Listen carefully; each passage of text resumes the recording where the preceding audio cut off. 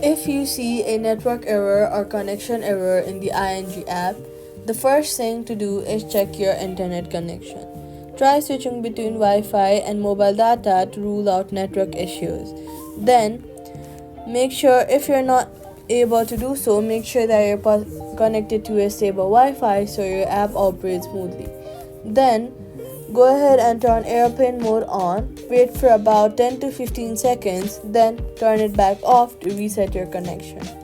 Then swipe up from the bottom of your screen, look for the ING app, swipe it away, closing it completely, wait for a few while, and then reopen it.